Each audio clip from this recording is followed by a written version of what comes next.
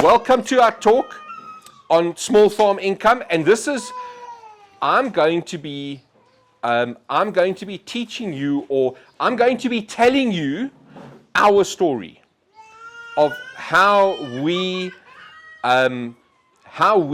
turned a lifestyle of working for a boss into living our dream.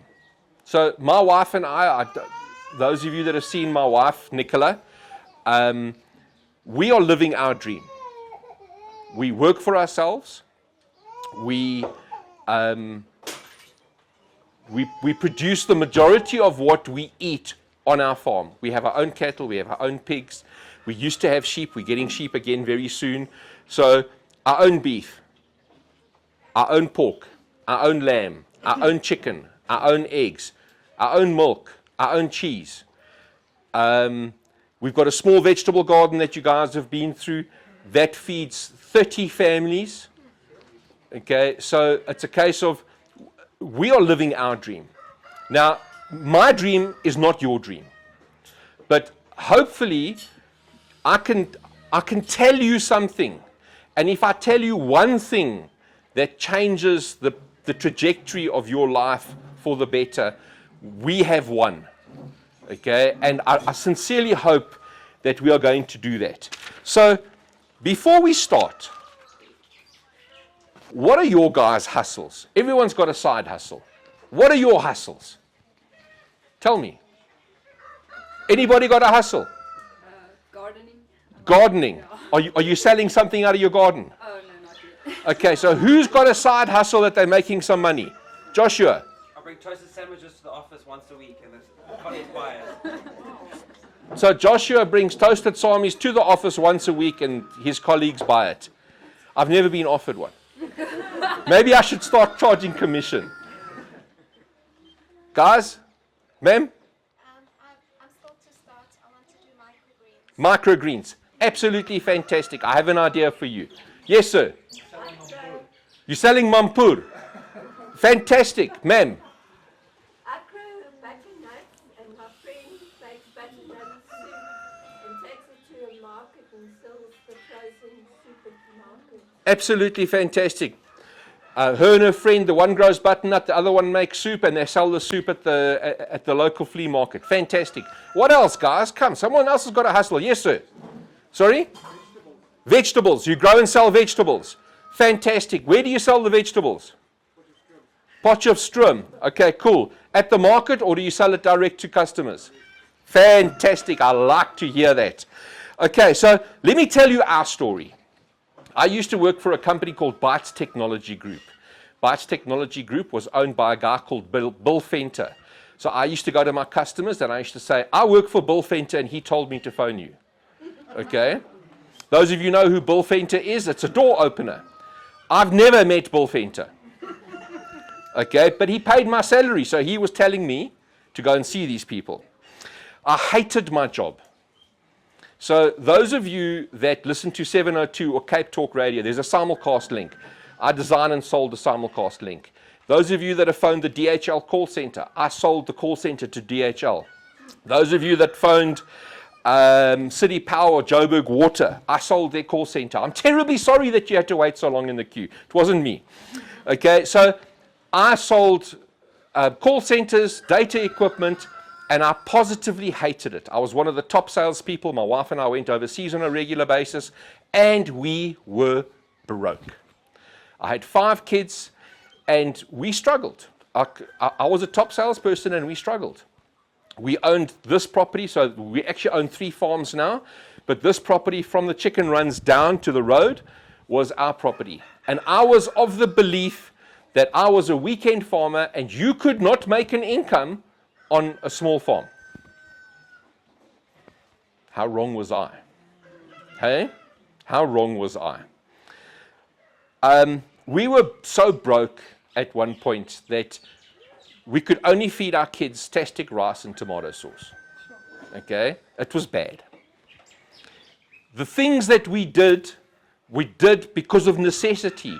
Not because we wanted to be romantically self-sustainable and off the grid and whatever, okay? So We had bees. I've still got my beehives. You can see my beehives down there. So we ran bees. I sold beeswax. I sold honey. We made soap in our kitchen because we couldn't afford to buy soap. But we sold the soap. Okay? We sold bath products, heel balms, lip ice, lip balms. We sold bath. It was a fantastic range. It was really, really awesome. So it was bath bombs and what are those things that you used to rub yourself with? Like bath scrubs. It was just like awesome stuff. We sold eggs. We had our own chickens and we sold eggs to our friends and our neighbors. We sold chickens. We raised chickens and sold chickens at the De Deer auction. If it wasn't for the chickens at the De Deer auction, very often our family would not eat. It was that bad. Okay? We bought coffee. We love coffee. So we would buy green coffee beans. And what we'd do was we'd put the word out to a whole lot of people. Hey guys, we've got green coffee beans, organic from Guatemala and Costa Rica and Malawi and all of these places. And what we worked out was if we portioned the green coffee beans to about 7 people, our portion was free. Free coffee. We roast, and we still roast our own coffee to this day because we are serious coffee snobs now. Okay, like serious coffee snobs. And we learned the hard way because when you buy coffee in a 60 or a 70 kilo bag.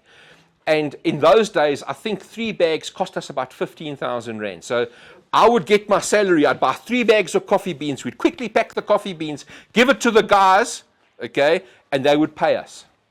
And if one person didn't pay us, we had a tough month, okay. But the first time we did this, we bought 3 bags of 60 kilogram coffee beans, and the coffee beans are sold at 60 kilograms in the country of origin. By the time it gets here, it's 52 kilos. Okay, so we were selling 10 kilo portions, and everybody got their 10 kilo portion, and we got a 2 kilo portion. Okay, but if we said to the people, sorry, but this is how it works, we're not giving you 10 kilos, we're giving you 8 kilos, but at the same price, do you think they would have come back to us? They got their 10 kilos. We suffered the first time round. Okay, we sold seedlings. So we grew seedlings and we sold seedlings. We sold seedlings at the Henley, and there used to be a market in Henley called the Waieti market. We sold seedlings and we roasted coffee. We actually hired a lady, and her job was to roast coffee at the Waieti market. So we had, I think at the market they must have had 6 or 7 people selling coffee, but there was only one person roasting coffee. We were roasting coffee. That smell of that roasted coffee. Do you know how you sell coffee? With the smell of the roasted coffee. So she would roast coffee even if the stand didn't need coffee, so that the people could smell the coffee, so we could sell them coffee. It was fantastic. We did pastured poultry. Those of you that know what pastured poultry is, or if you don't know what pastured poultry is, write this name down. Joel Salatin. The book is Pastured Poultry Profits. Okay. So we were already living on this property when we started doing pastured poultry. And we had people, so when I was doing pastured poultry, the pastured poultry, if you look down down past the chicken runs, you'll see the long flat chicken tractors with the corrugated iron. Those are our pastured poultry chicken tractors. 60 birds to a tractor. We would slaughter the birds on the porch in front of our house. Okay, on a Saturday morning, 5 o'clock, we start slaughtering at 5 o'clock. We've got no permit, no abattoir. We would slaughter 5 o'clock in the morning. We would be clean by 11 o'clock. The customers started arriving by 12 o'clock. By 2 o'clock, you had to collect your chickens or you lost them. Okay. How we slaughtered the chickens were slaughtered. They were raised on grass, never fed antibiotics, never fed anything. No growth hormones or none of that stuff. They lived on grass and they lived on something called broiler finisher. And those of you that raise broilers know that broiler finisher by law may not have any medication in it. So the entire life cycle of the bird, there was no medication inside the bird. We were slaughtering birds. Our average carcass weight was 2.8 kilos. Okay, that's a big bird. we would regularly give away a quarter or a half of what we slaughtered, especially when we were starting. So here we are, we're broken, we're giving birds away. You came to visit me, you left with the whole chicken. You cook that whole chicken, your entire family goes, wow, you come back and you buy a whole chicken from me. Okay? And that's how we got our customers, by handing, by giving away. You only ever got one chicken from me. You never got more than one. Okay? Doesn't matter who you are. Even my best friend, he has to buy chicken. Hey, Chris. Anyway, so the way that we priced our chicken. Now understand, you as the customer want to buy my chicken. Okay? It's very simple. You come to me and you buy a chilled but freshly slaughtered chicken. I will not deliver it to you. And I will not freeze it for you. Because I didn't have the freezer space. We couldn't afford the freezer. Okay? My pastured chicken prices were R5 more expensive than Woolworths' pastured chicken. We left the neck on because the neck was weight.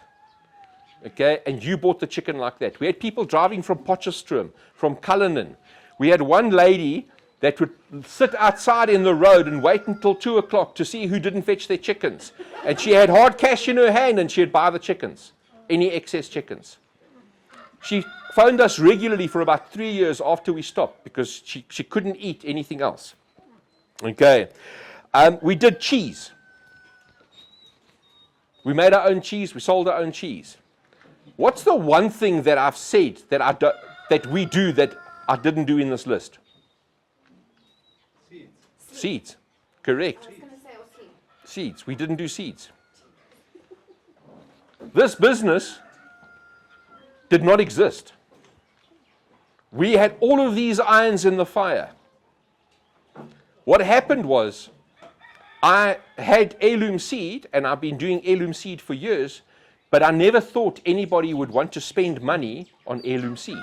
I mean, who'd be crazy enough to buy heirloom seed? Surely you guys. You wouldn't be crazy enough to buy heirloom seed. A guy in Cape Town phoned me. His name was Steve Fenter. He owns a company called Texo, texo.co.za. He's an internet hosting company. He had a magazine that he was starting called Shared Earth. And he said, I've got this magazine. I'm looking for a subscription driver. I've heard via the wire that you do heirloom seeds. I want to buy heirloom seeds from you. So I said to him, Steve, they're heirloom seeds. Nobody buys them. So he said, well, I'll tell you what. I will give you a free website for a year if you give me some seeds. I said, yeah, sure, not a problem. What am I going to do with the website? I mean, who's going to buy off a website? Hey? Nobody's going to buy off a website.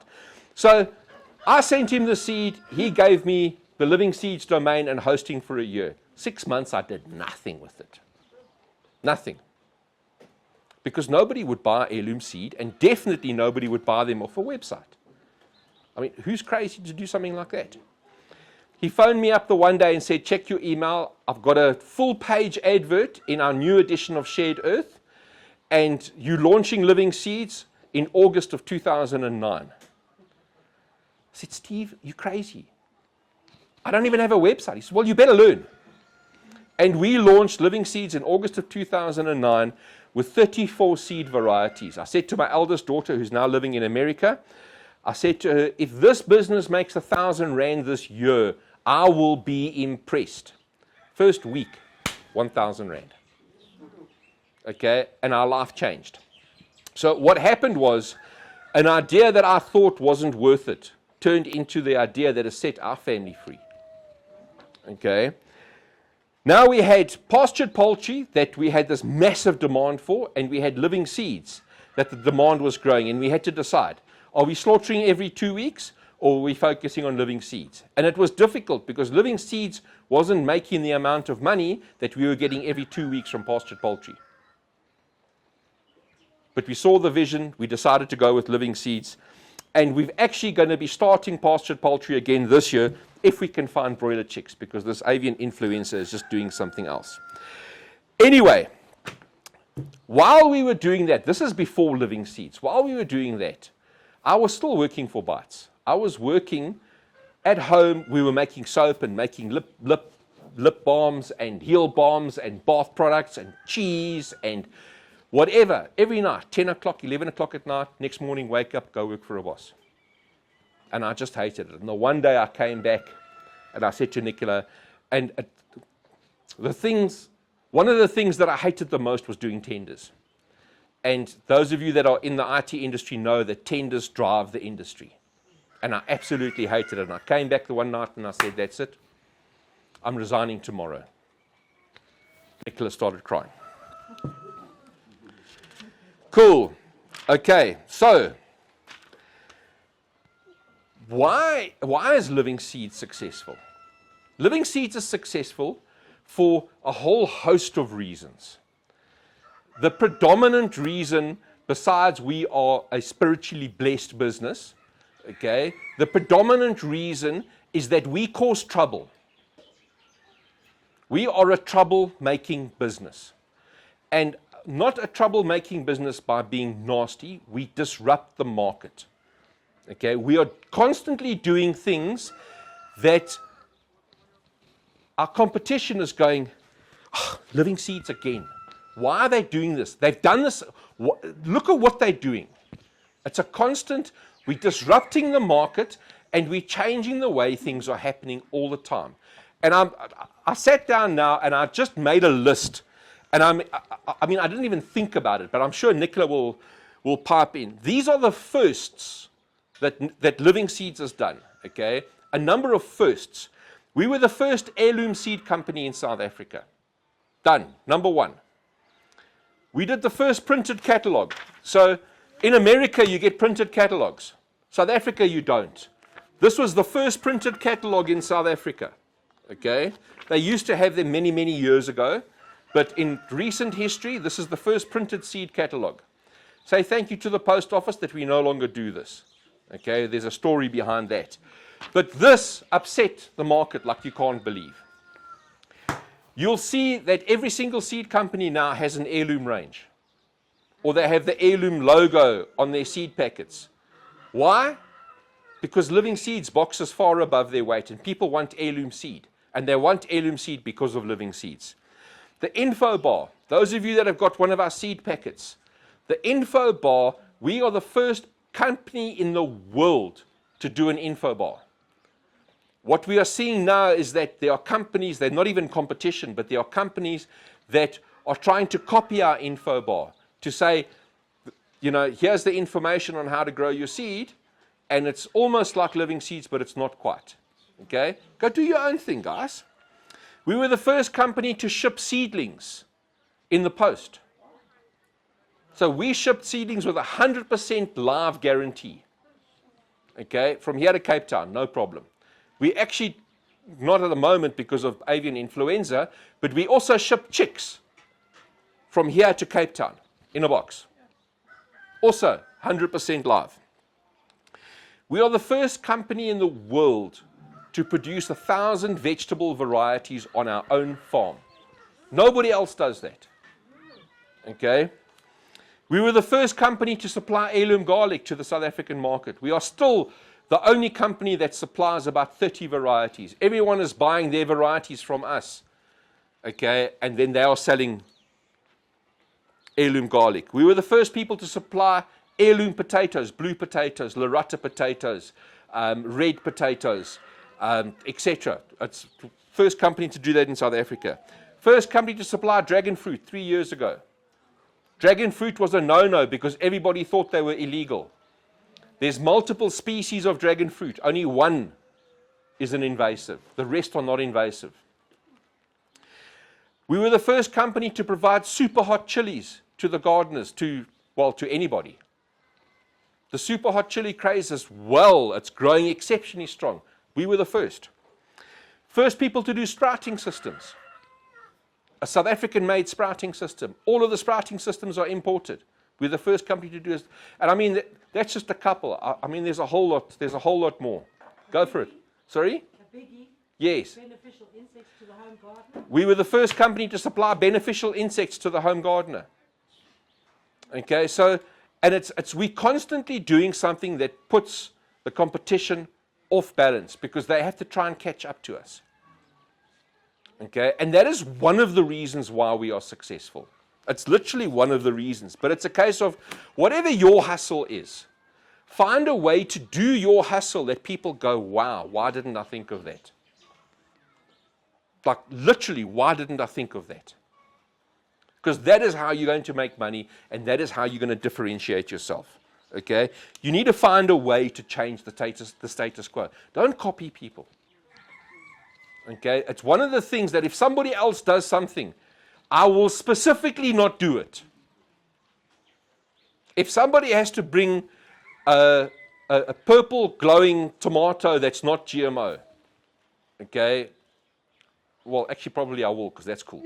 But if somebody does something in the gardening space that is new and unique, I specifically, and Nicola and I fight about it all the time, okay, because it's a case of we need to keep up, yes, but I don't want to copy somebody else. I don't want to be seen as the copier. I want to be seen as the copied. Because people know when we're being copied. You can look on their websites, they use our photographs, they use our text, they use our marketing, the way we market. Cool. How many of you sell at a farmer's market stall? Guys, anybody sell at a farmer's market stall? You guys sell at a farmer's market stall. So, and this doesn't only work for farmers market. A lot of the stuff you can translate into a normal shop environment or a normal business environment. But those of you that go to farmers markets, there are certain stands that you'll approach, and there's certain stands that you won't approach. Am I right? The stand that you won't approach generally has nobody in front of the stand. Okay, no customers in front of the stand. The person is sitting down, they're on a cell phone, they're reading a book, they're eating a meal, they've got AirPods in, okay, they're chewing gum. These are all of the things that make sure that you don't approach a stand. Oh, that guy's busy, I don't want to, I'll come back. Yes? If you want to make money at a farmer's market, these are the rules. No sitting, no cell phone, no books, no food on the stand. Earphones or earpods are allowed, are not allowed. Gum is allowed. It's not allowed. Sorry, I'm thinking about what is allowed. Water is allowed, because me picking up a bottle of water and having a sip doesn't signal to you that I'm busy. It signals to you that my voice, I've done a lot of talking today. I actually need my water. Okay, and you will give me the pause to have a sip of water. You won't give me the pause to go and, that's 1999, guys. Yes? It doesn't work. But this is what people do on stands. Or they're reading a book. They're sitting down, they're reading a book. And that signals to you that there is nothing of interest on their stand. Because they're not even interested. Okay, so you've got to have a wow stand. If the stand that you're selling your stuff, if the shop that you're selling you walk into our shop is wow. Okay, it's not wow because it's all flash and whatever. It's wow because you can see that there are 1,200 varieties of seed, and you're going to go, where do I start? Yes? That's wow.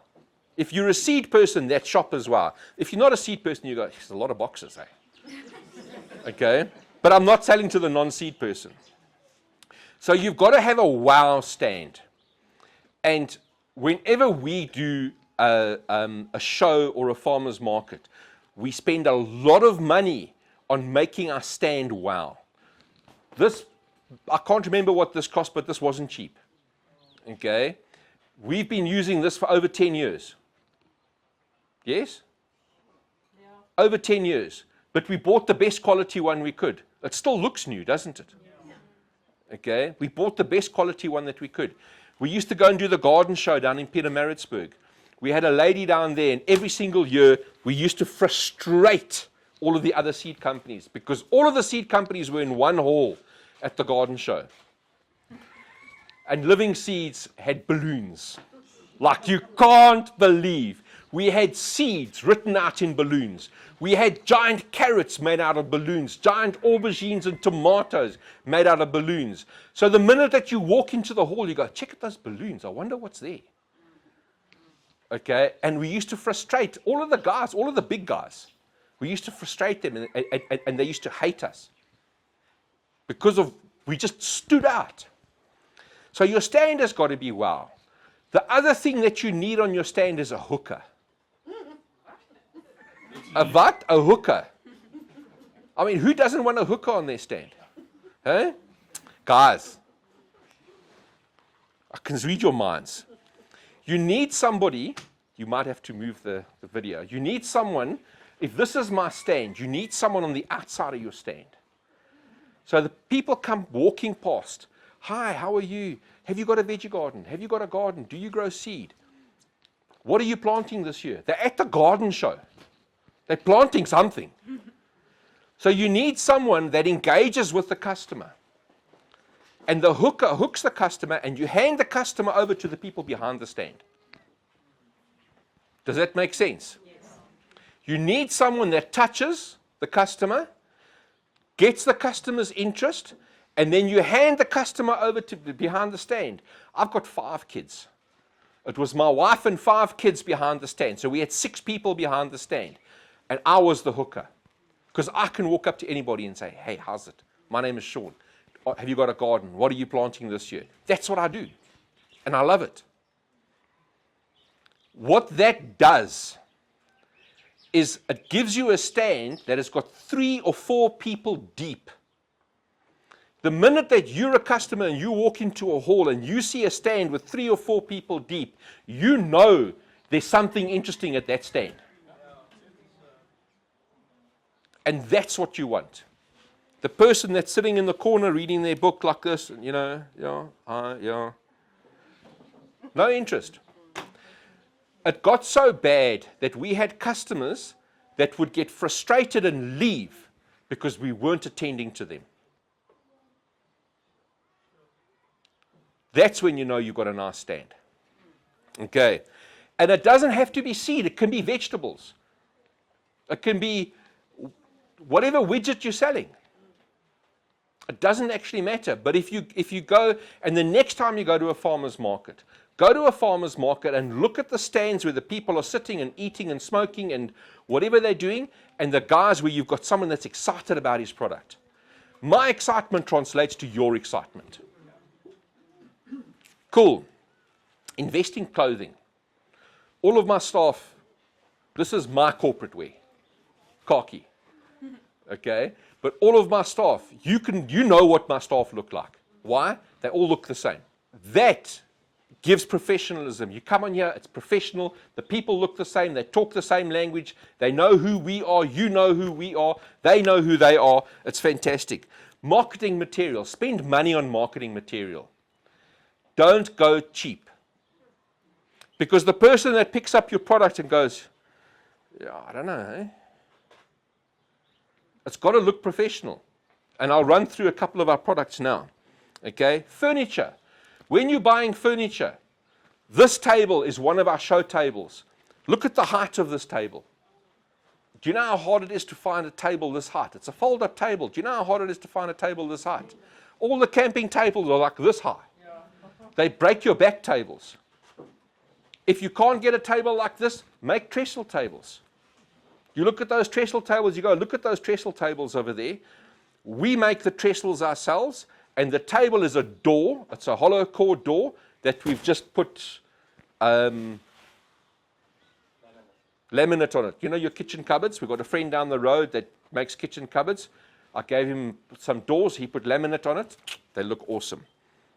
They look so good, you don't have to put tablecloths on it.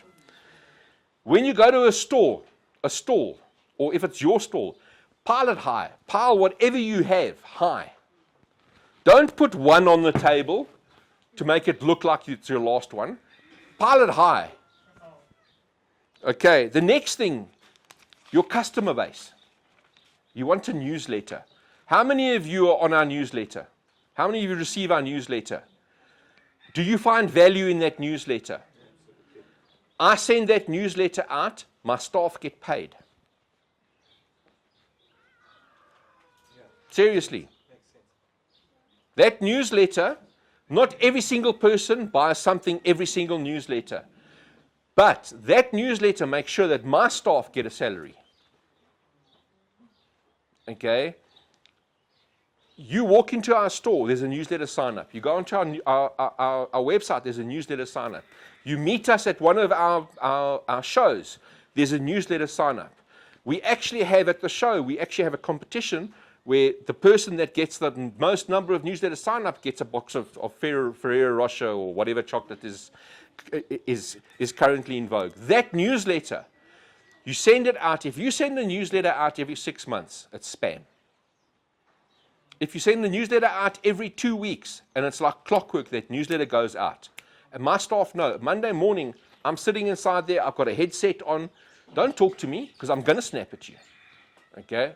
I'm pouring my all into that newsletter, because the newsletter has to be value for you to come and spend money for me. It's not just a list of links, buy this, buy this, buy this. I'm giving you advice on your garden. Okay, that newsletter is important. It's important to me and it's important to you as well. Cool. So, gentleman over there sells veggies in Potchefstroom. He sells veggies direct to the customer. He's probably making more money than the Pick and Pay or the local Spar or the local veggie. Why? Because he's growing it and he's selling it. It's like our seed. I grow the seed, I package the seed, I sell the seed. I own the entire chain from end to end. I own it. And that's where the money is. So value adding. So this is Dragon's Fire. Who's tried the Dragon's Fire? That's the salt. This is the salt. This is the Dragon's Fire salt. Who's tried the Dragon's Fire salt? I'll tell you the story now. I'm going to pass it around, take a little bit out, and lick it. If you don't eat chilies, you don't have If you do not eat chilies, please don't try this. Okay. So, we've got two products, Dragon's Fire and Dragon's Fire Salt. Dragon's Fire Salt and Dragon's Fire. This is a waste product on our farm. Sure. It used to be a waste product on our farm. So we grow the world's hottest chilies. And we grow about 60 different kinds. Every year, I used to make what we now call Dragon's Fire. I used to make it. We actually call it in our house, we call it suicide powder. Suicide powder is not a marketing, it hasn't got a nice marketing ring. It hasn't got like a marketing ring, okay? But you can ask Chris over there, okay? Chris is my best friend. He's my best slave as well, okay? So you've been having suicide powder for how many years? No, but how many years have you had it for? Like eight years, longer? Okay, we've been making this for many, many years as suicide powder. And the demand from the people, and it was a select people, you couldn't buy the stuff, I only gave it away. Okay, but the demand was there. So last year we decided that this year we are going to make suicide powder for sale for our customers. Okay, and the entire harvest of our super hots, we saved the pods, we sun dried the pods, so the pods were dried on our farm. There's nothing inside here but the dried pods of the Livingseeds super hot chili harvest. We used to throw it away. Only a small portion was kept to make suicide powder. Okay, to give you an idea, if we sell all of these bottles, I think we're making 60 grand off this year. And I think we are about halfway through. It's crazy. It's absolutely crazy. And people love it. We've got two versions. We've got the salt, which is the one that you guys are tasting. So the people that have tasted it, you can still taste it. Hey? The flavor is still there. Okay, it's hot. Look, this stuff is hot. Okay, so this is about 10 times hotter than this. And that's why I handed the salt around. Okay, but this is a 60 grand value add for me. Sorry? Of waste. So talking about waste. Who's seen the new waste product at Woolworths? No one's seen the new waste product at Woolworths. Rainbow trout skin crisps. Rainbow trout skin crisps. So there's a trout farm, and they make trout fillets, skinless trout fillets. The skins used to be fed to the pigs. You now pay a premium. Hey? A very high premium. This stuff is lacquer, hey? This stuff is lacquer, but it's a waste product that is now all of a sudden in rage. This is value add like you can't believe. Okay, because it was a waste product. The Livingseeds hatchery. How many of you came here today specifically for the hatchery? A whole lot of people, okay? Specifically for the hatchery. The hatchery, it's mull. We are tripling the size of the hatchery. We're employing new staff for the hatchery. It's absolutely crazy that business is growing. That entire business started as a value add. We were selling eggs, and they weren't these cool colored eggs. Okay? They weren't these cool, this is cool, hey? Hey? How awesome is that? We were just selling eggs, and then we said, maybe we need some more chickens. Let's buy an incubator. So we bought an incubator to incubate our chickens to get more hens so we can sell more eggs. Now we have a hatchery and 26 breeds, 2,500 birds. People are upset with us because we can't supply them chickens. It's absolutely crazy. That entire business started because we wanted to sell a couple more eggs. Hey? Cool. Value add, honey. We sell out very quickly when we harvest honey. This is my last jar of angry honey. Dennis, you can't have it. This is my very last jar of angry honey. This is an exceptionally dark honey that came out of a beehive that was incredibly defensive. And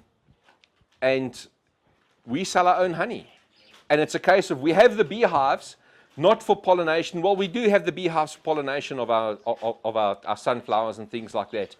But we don't need them because we've got neighbors all around us with beehives. But what's a self-sustainable farm without a couple of beehives? Hey? So the idea is you need to add value. Whatever you're doing, add value. If you're doing something, do something else to add value. So we've got so many plans. We used to have a business doing bath products. In the next year or so, we're going to resurrect that business. My wife and I spent months perfecting recipes. We've got a recipe for a heel bar that probably is going to, the stuff is amazing. Like, it's amazing. People have heels, their heels are so rough and cracked or whatever. A week with the heel bar, it's soft as a baby's bum. It's like awesome stuff. Okay, we've developed the recipes. We've got the recipe book still. We'll launch it again. Talking about value add, and I'm going to hand this bag around.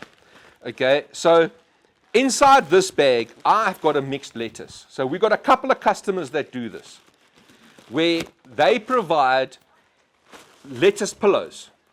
So to make a lettuce pillow, you can either use, if you're selling the lettuce pillows on a daily basis, you just use a lettuce pillow and a compressor and you blow it up and you seal it. Or otherwise, if you want it to last a little bit longer, who knows what the gas is inside here? Nitrogen. Go to Afrox, get a can of nitrogen, blow your own pillows up. Okay, I walked in my show garden, and those of you that have walked through my show garden know that there's very little salad material in my show garden. Am I right? Hey? I'm not going to hand it around. I'm actually going to open it and show you what's inside here. Okay? Because you go to your local nursery or a local restaurant and you go and buy this salad, and I promise you're paying 40 or 50 bucks for this salad. Easy. Okay, so we've got a couple of Swiss chard leaves inside here. Okay? Yeah, this is the colorful chard. This is, I think this is the orange one, Orange Fantasia. Okay? Who's eaten Swiss chard leaves in a salad? Wonderful, hey? Here's chamomile. Nice, mild herb. So this is fennel, but you can put fennel or dill in.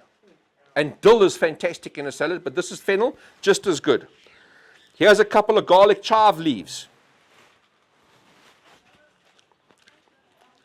We've got some actual lettuce. Yeah, that's it. We've got 4 leaves of actual lettuce. We've got red vein sorrel. We've got pink sorrel, and we've got green sorrel. Who's eaten sorrel? Siefkies. Absolutely fantastic.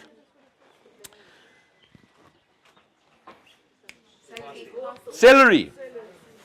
Oh, I didn't do parsley. We got parsley as well. I forgot the parsley. This is true spinach. This is normal Swiss chard. And then we've got some borage flowers. You can do that if you have a farmer's market, or you're selling veggies to your direct customers. You do a salad pack like this. You can flog the salad pack at 20 bucks a pop. Okay, and this is the scroungings out of our vegetable garden currently. Give me 3-4 weeks and I can make this 10 times better. We've got a guy that sells, I think, 250 of these packets on a Saturday morning. He gets to the market at 6 o'clock, by 10 o'clock he's home. That's a side hustle. Cool. Okay.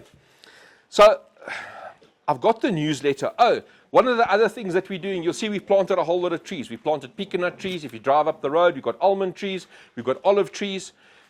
That's my hustle for 5-10 years' time. That's another value add. You'll be buying pecan nuts from me soon. Okay. So let's talk about marketing yourself. We've spoken about the newsletter.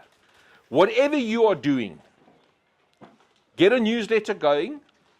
Those people on that newsletter database, you can use the people's email addresses on the newsletter database, okay, to send them a newsletter. Or if you're really smart, you can go onto Facebook and you can take the people whose email addresses you have, you can plug it into Facebook and say, I'm looking for people like these, but not these people. And Facebook goes and has a look at those people and says, I know what their interests are. And they find, you take the 1% of the population that's closest to these people and you market to those people. And all of a sudden you have a brand new market. You can even isolate it to say, I only want the people that are in the Midvaal. I only want the people that live in Brackenhurst. That's how close you can actually drill it down. Do you need a website? I don't know, do you? Okay. If you need a website, take the time and build a nice website. It doesn't have to be perfect. If you go back, there's a website called the Wayback, I think it's called the Wayback Machine or the Wayback When Machine. You go and look at our website, August 2009. It was horrendous. But get your website up. Social media, okay, and this is a big thing. You need to understand who your target market is. If your target market are young people, it's Instagram and Twitter, X. If your target market is over 30, it's Facebook. Know who you are marketing to. Okay? You don't need to have We've got Instagram and Twitter and Telegram and Parler, and we've got accounts for all of them. Living Seeds has registered accounts for all of them. I don't use all of them. The only reason why I've registered accounts, it's called defensive registration. Okay? Living Seeds, our website, livingseeds.co.za. That is our website. You go to livingseed.co.za, you come to our website. We've registered livingseed.co.za as us. It's a defensive registration. So that somebody else can't register that website and point someone that mistypes Living Seeds to their website. Okay. Contact options. And this frustrates a lot of customers. Okay. Because everybody wants us to be available on Twitter, on Instagram, on WhatsApp, on Facebook Messenger, on you name it. And we're not. We're available. We have a WhatsApp number for messages only. You can't phone us. Because if you phone us, that WhatsApp line, it goes like this the whole time. If people phone that line, it just messes everything up. We've got a WhatsApp line, we have a phone line, we have a chat on our website that's only available during business hours, and we have an email address. That's it. That is how you contact us. There is no other way to contact us. Decide how you want your customers to contact you. I don't have WhatsApp on my phone. I don't have a personal WhatsApp. Do you want to know why? Because people are so stingy that they won't pick up the phone and phone my number. They will WhatsApp my number at 9 o'clock at night. Okay? So I use people's stinginess, and they don't contact me in the evening, which is really cool. Okay, cool. So to wrap up, guys, your side hustle can't be one thing. You need to have many irons in the fire. We had lots of irons in the fire. I mean, let me read that list to you again quickly. We had lots of irons in the fire. We had bees, we had soap, bath products, eggs, chickens at the auction, coffee, green coffee beans and fresh coffee. We sold seedlings, pastured poultry, cheese. We didn't sell seed. But seed is what actually allows us to live our dreams. Okay, I live my dream every single day. My house is right here.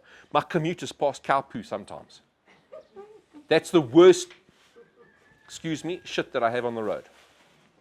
Okay, is I walk past cow poo.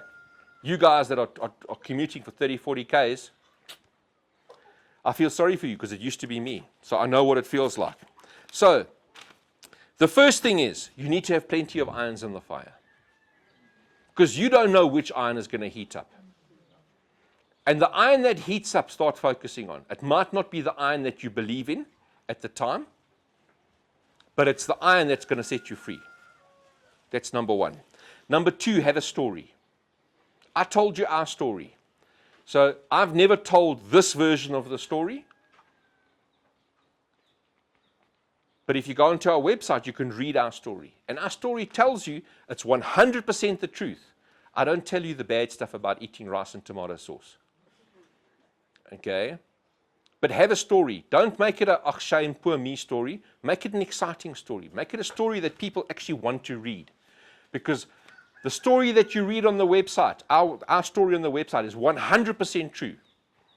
But you don't need to know the bad stuff behind it.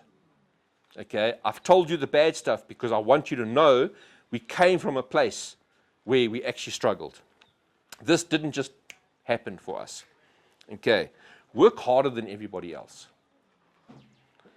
If you are not working harder than everybody else, you are not going to make it. I used to wake up in the morning, 5 o'clock, go and milk cows. Come home, get into the shower, get dressed, go to work. Work the whole day, come back, have supper, put the kids to bed, and Nicola and I would start working. And we would, whatever the hustle of the week or the month it was, we would be doing that. Sometimes we would do 2 or 3 things in one night. You know, make cheese, make a little bit of soap, do something else. Okay. Get a newsletter. The newsletter for Living Seeds. The newsletter is probably one of the things that actually made our company. It made our company.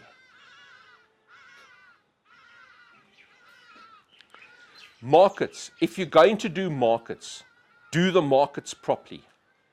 If you're not going to do markets, make sure your shop is wow. Make sure your shop caters for your customers. I've ran through a whole lot of things with the markets. I'm not going to rehash that. You need to be professional. The number of times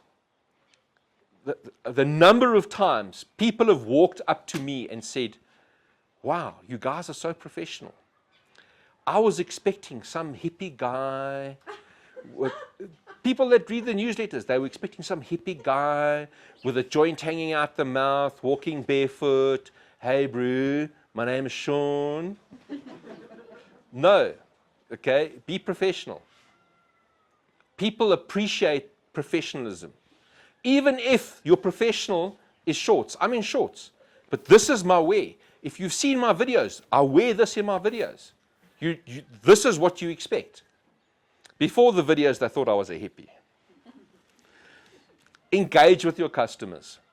Those of you, and I haven't met all of you today, but those of you know, I will walk up to you, hi, how are you? Welcome, my name is Sean, greet you. Walk up and engage with your customers. I engage with my customers because I actually enjoy engaging with you. I enjoy it.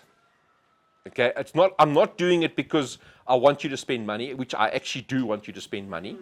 Okay, and that's what this whole day is about. Okay, this whole day is giving you information, but you're going to come here and spend money with me. And I want you to feel glad about spending money with me. Give information. So give information to your customers. Tell your customers how you grew this. Tell your customers how you did this. This Dragon's Fire, I've told you exactly how I did it. It's not a trade secret. But you look at this over here, it's 100% professional. It's a professional label. It's a professional bottle. It's got a sprinkler. It's got a spoon. It's properly sealed. This is professional. Okay? But give your customers information. Those of you that were that have listened to some of my talks, I don't have trade secrets here. People don't believe me, but we don't have trade secrets. I will tell you exactly how I do something. Customers appreciate that. Not every customer wants to take your secret and do something with it. The customers appreciate the information because first of all, it shows integrity from your side. You go onto our website, the amount of information on our website is second to none. There's no other company in this country. There's no other company in this country that provides as much information as we do. They don't. We work very hard to give you as much information as you can. And whatever your product is, okay, you don't have to give them your secret formula if it's a secret formula, but tell them how you do it. They want to know. This is how we make this cap. What goes into the cap, that's a secret. And they'll appreciate that, but this is how we make the cap. This is why we make the cap like this. This is why we do this like this. Cool, guys. Excellent. So, I hope that you guys can take your small farm and turn it into an income. Do we have any questions? Did I cover everything in one talk? Wow. Yes, ma'am.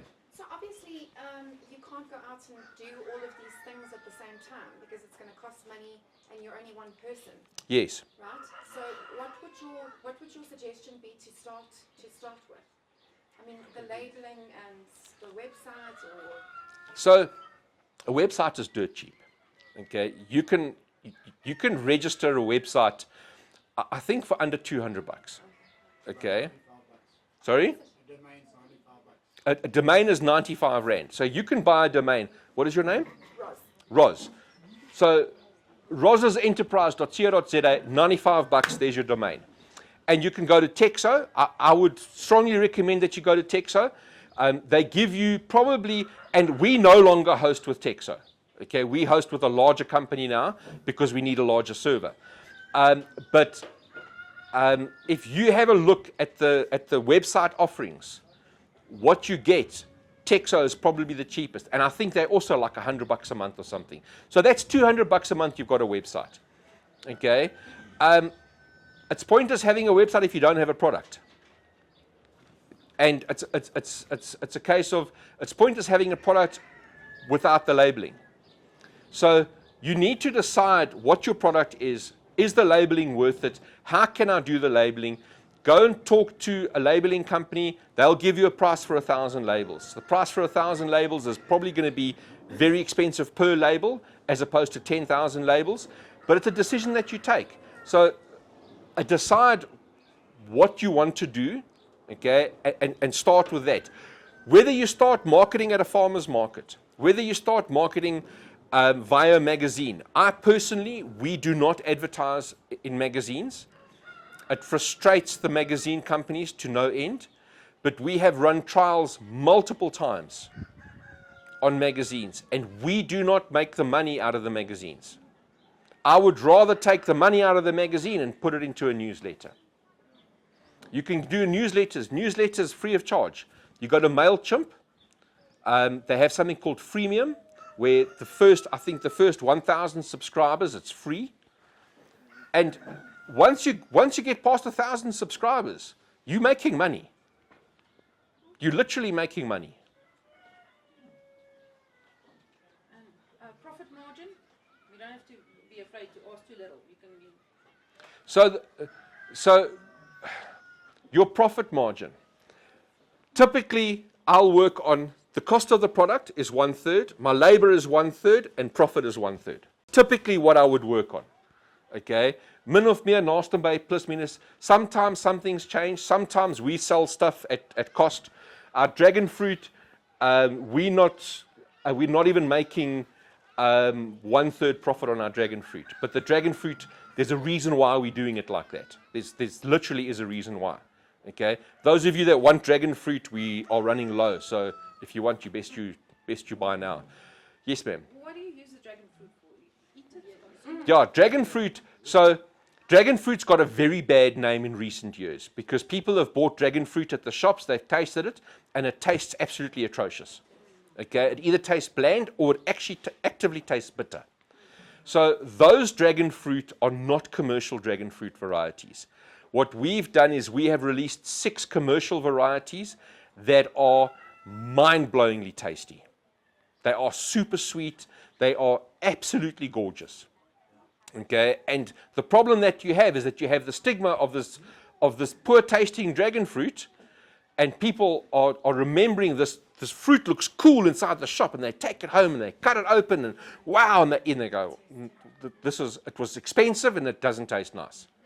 Okay, real dragon fruit, number 1 is expensive. Okay, and number 2, it tastes phenomenal. Like, it tastes phenomenal. Think of a kiwi on steroids. Cool. With a hint of grape or a hint of banana or a hint of pawpaw, they're like really awesome. Move over. Sorry, guys. Cool. So,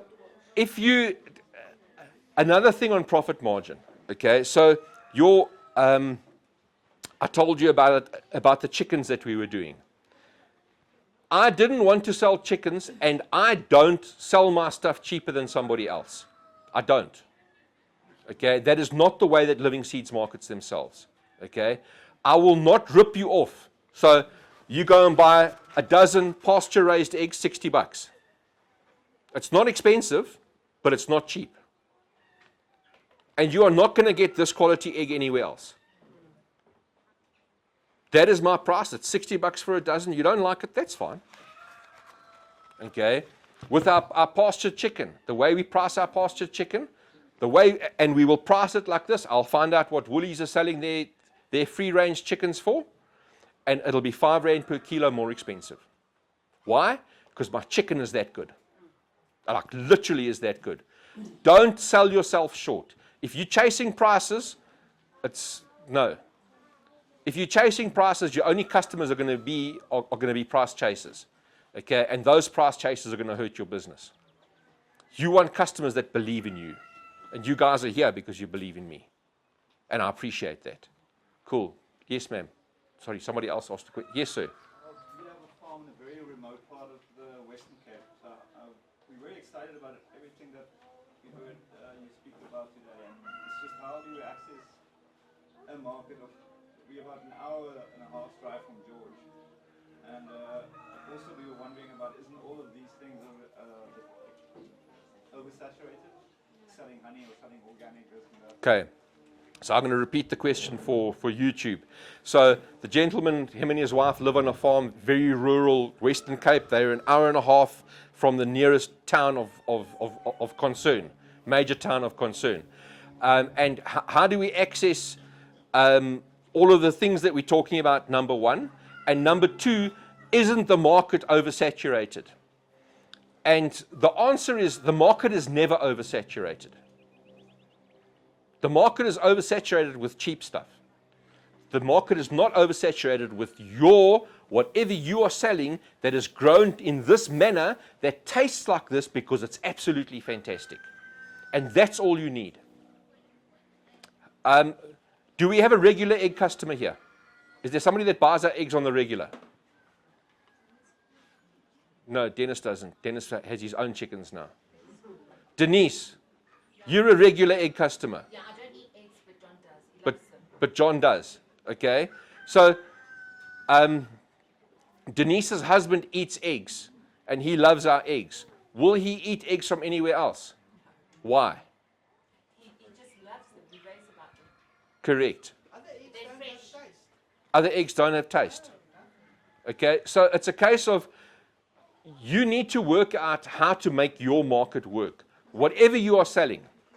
So you might live an hour and a half from George, but I can promise you that the courier guy drives past your farm on a regular basis. Or he drives past an intersection near you on a regular basis. Pudo.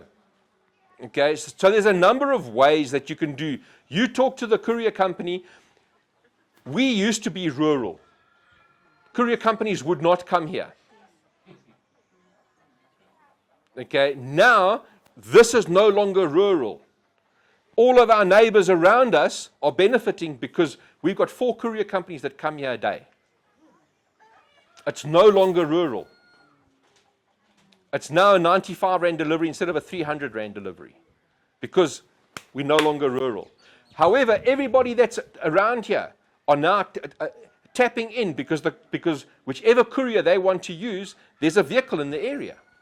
And it's not just because of Livingseeds. Livingseeds is a small portion of that. All of the other companies are contributing to that. So your courier company, there's an intersection down the road from you where you can say, I will meet the courier on a Tuesday and a Thursday at that time. And they will say, yes, sir, not a problem. We want your business. Whatever you're selling. If you're going to make money from something, do you have to open a CC or can you just sell from your... I'll answer that question now, sir. Yeah, just wanted to check on couriering perishables.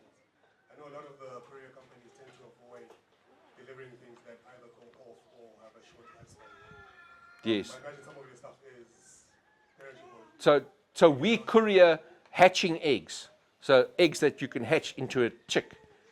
We send via courier. So it depends what kind of perishable.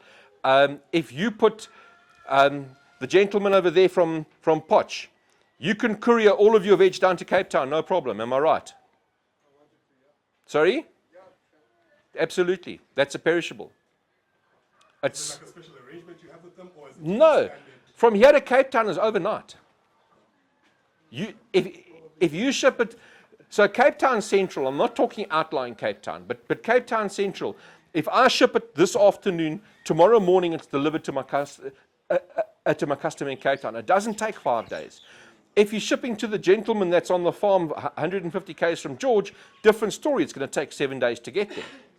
But that's his expectation. And if you tell your customers, guys, we are on a farm in the remote Bochumsvallei, and we only have signal when whatever, your customers know this is how it works. But I want that stuff because that stuff is awesome. Okay. The lady's question about opening a company.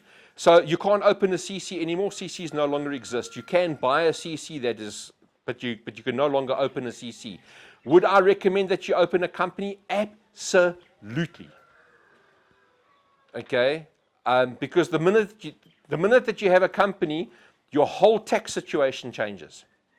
Because whatever you are buying for your company, so you're buying labels for your company, or you're buying ingredients for your company, and you mess it up, okay, it's a tax write-off.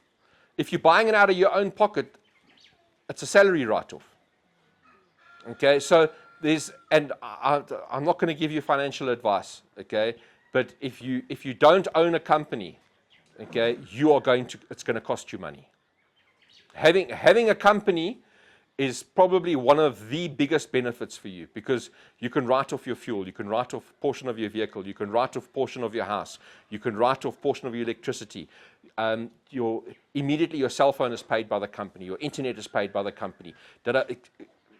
I mean, go talk to your accountant, but open a company. Thank you. Cool. Any other questions, guys? Excellent. Guys, I want to thank you very much. I sincerely hope that we have helped you today.